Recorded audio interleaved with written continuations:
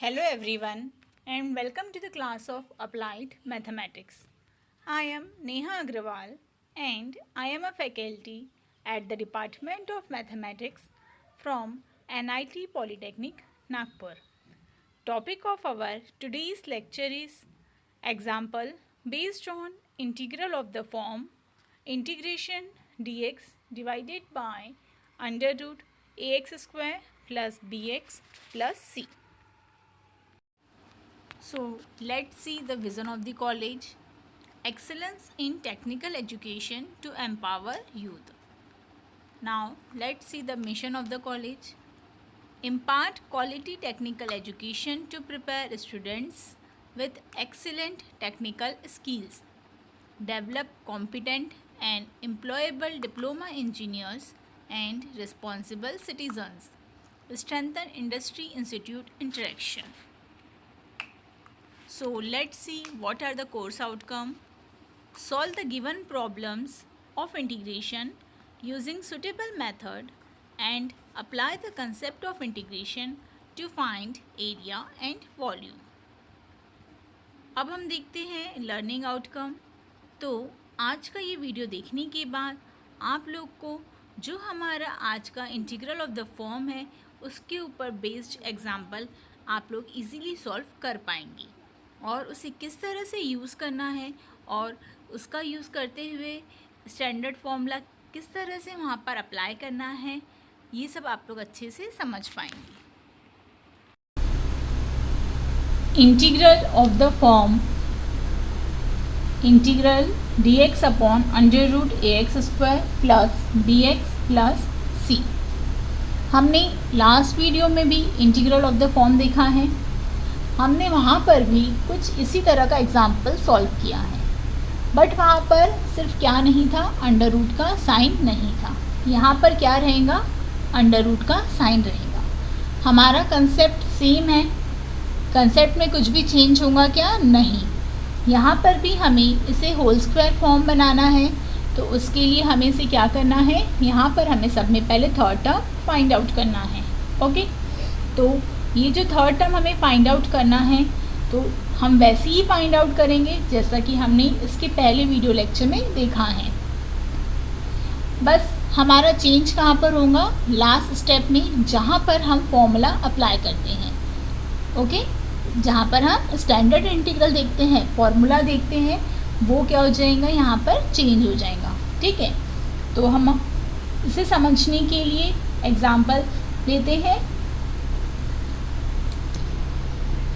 तो हम अब इसका सलूशन देखते हैं कि किस तरह से हो जाएगा। ओके, तो हमारे पास क्या टर्म दिया हुआ है, integral dx upon under root 16 minus 6x minus X square. तो देखिए सलूशन कैसा हो जाएगा, I equal to integral dx upon under root 16 minus 6x minus X square. Okay, तो सब में पहले हमें क्या करना है, थर्ड टर्म फाइंड आउट करना है। तो अंडर रूट का जो साइन है उसे जैसे का वैसा ही रहने देंगे, सिर्फ रूट साइन के अंदर जो टर्म दिया हुआ है उसे सॉल्व करते हैं। 16 minus 6x minus X square. तो मैंने आप लोग को बताया है इसके पहले भी कि सब में पहले हम क्या करेंगे, एक्स स्क्वायर का टर्म लिखेंगे। ओके, फिर उसके बाद एक्स का टर्म, उसके बाद में कांस्टेंट। तो यहाँ पर एक्स स्क्वायर का टर्म कौन सा है, लास्ट टर्म जो है वो एक्स स्क्वायर का है, क्या है, माइनस एक्स स्क्वायर। फिर एक्स का टर्म आता है तो एक्स के टर्म के सामने में भी माइनस का साइन है, माइनस 6x प्लस 16। ओके, तो यहाँ पर हमेशा क्या करेंगे, अगर इस तरह का टर्म आता है जिसमें एक्स स्क्वायर के सामने में माइनस का साइन रहेगा तो वहाँ पर माइनस के साइन को कॉमन लेना है।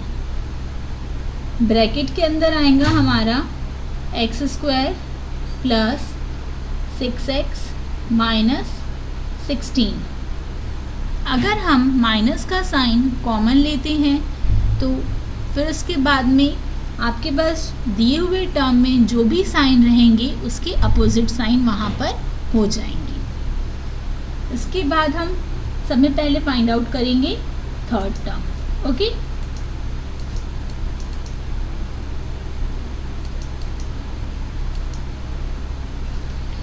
तो थर्ड टर्म का फॉर्मूला है हमारा 1/2 into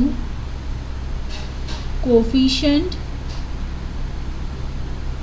of x bracket whole square.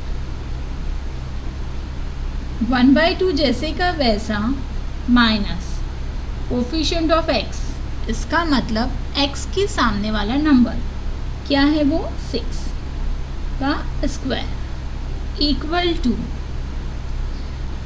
यहाँ पर 6 के डिनोमिनेटर में कुछ नहीं है, इसका मतलब यहाँ पर 1 है। अब हम न्यूमरेटर का मल्टीप्लिकेशन न्यूमरेटर से करेंगे। 1 into 6 6 divided by 2 into 1 2 whole square, 6/2 equal to 3 square. ठीक है, तो हमें क्या मिल गया, थर्ड टर्म मिल गया।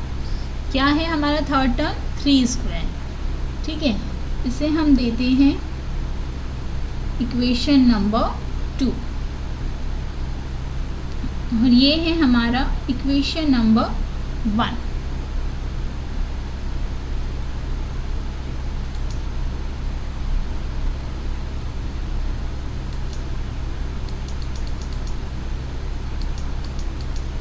अब हम इक्वेशन नंबर 2 में थर्ड टर्म को ऐड और सब्ट्रैक्ट करेंगे। ओके, 16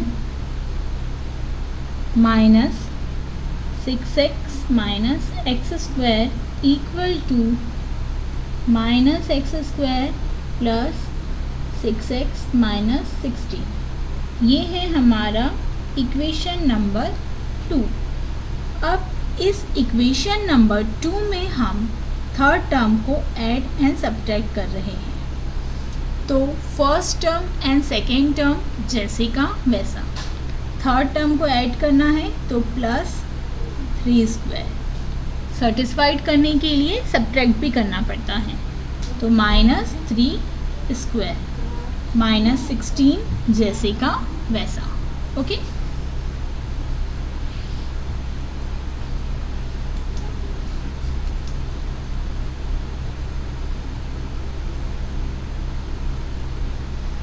इक्वल टू माइनस, अब हम क्या करेंगे, फर्स्ट 3 टर्म को लेके होल स्क्वायर फॉर्म लिखेंगे। ठीक है, तो ये क्या हो जाएगा, x प्लस 3 होल स्क्वायर। कैसे लिखना है होल स्क्वायर फॉर्म, ये जो पहला टर्म रहेगा एक्स स्क्वायर का वो लिखना है और उसके बाद में जो साइन रहेगा वह साइन लगाना है, और जो थर्ड टर्म थर्ड पोजीशन पे जो नंबर लिखा रहेगा वो लिखना है और उसके बाद में होल स्क्वायर दे देना है। ठीक है, माइनस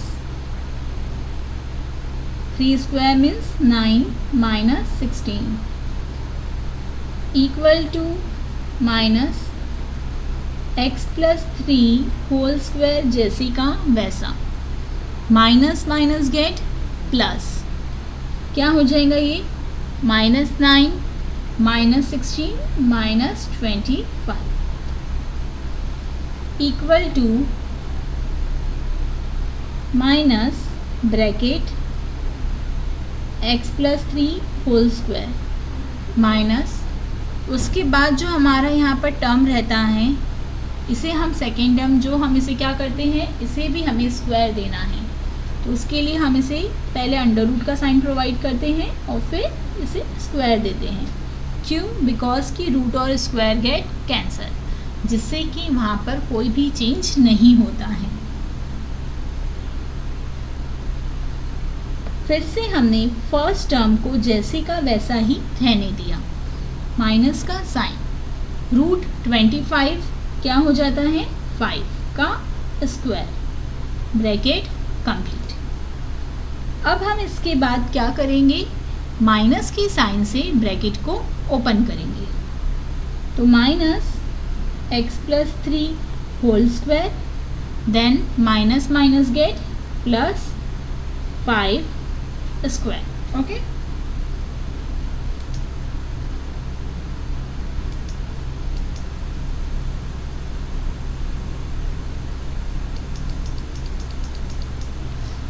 तो इसे हम अरेंज करके लिख सकते हैं कुछ इस तरह से, 5 square minus X plus 3 whole square.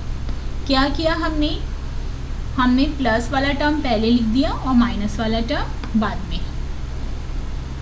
ये हमें किसकी जगह मिला है, 16 minus 6x minus X square की जगह। ठीक है, तो अब हम क्या करेंगे, ये टर्म कहाँ लिखेंगे, इक्वेशन नंबर 1 में।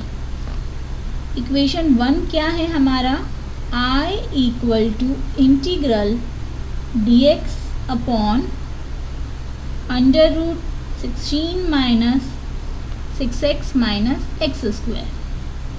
तो हम क्या लिख सकते हैं, dx अपॉन अंडर रूट जैसे का वैसा, सिर्फ हम 16 minus 6x minus X square की जगह लिख रहे हैं 5 square minus X plus 3 whole square. Okay, तो अब हमें क्या करना है, फिर से यहाँ पर स्टैंडर्ड इंटीग्रल का यूज़ करना है। तो अब हम देखते हैं कि कौन सा हमारा स्टैंडर्ड इंटीग्रल यहाँ पर अप्लाई कर सकते हैं हम। ठीक है, तो अब स्टैंडर्ड इंटीग्रल देखते समय वहाँ पर देखना है कि अंडर रूट का साइन भी होना चाहिए। तो देखिए, यूजिंग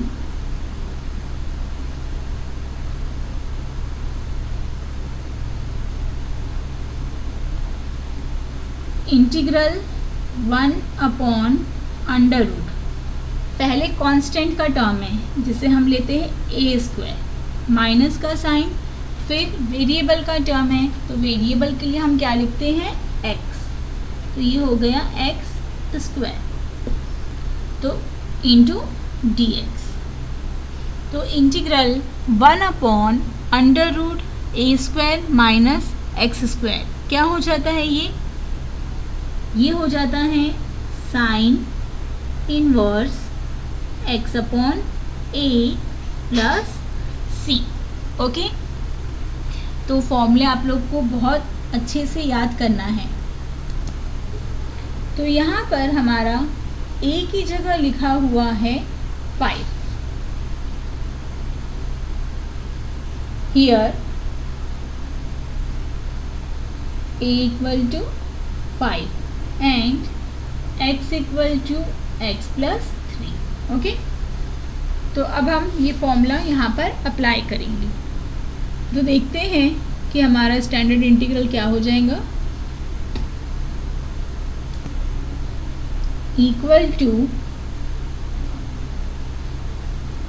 साइन इनवर्स x की जगह है x plus 3 divided by 5, bracket complete, plus C लिखना बहुत ज़रूरी है। तो ये हमने क्या कर लिया, इसकी वैल्यू फाइंड आउट कर ली, इसका इंटीग्रेशन फाइंड कर लिए। ठीक है, वही सेम स्टेप हमने फॉलो किए, सिर्फ कहाँ पर चेंज हुआ है, फॉर्मूले में। ठीक है, तो फॉर्मूले में वैसे भी हमेशा चेंज हो सकता है, बिकॉज की फॉर्मूले हर इसके लिए अलग अलग है। ठीक है, तो आप लोग को ध्यान देना है कि कौन सा टर्म मिल रहा है, उसके अकॉर्डिंगली ही आप लोग को ये सब फॉर्मूले वहाँ पर अप्लाई करना है। ये आप लोग के लिए होमवर्क है, आप लोग को इन्हें ट्राई करना है।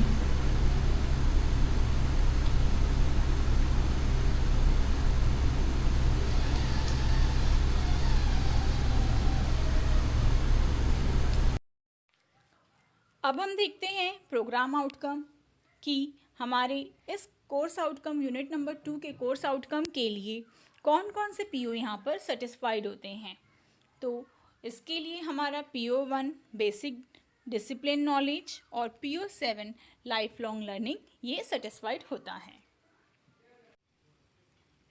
Our upcoming topic is integrals of the form 1 upon a plus b sin 2x and 1 upon a plus b sin x. Thank you.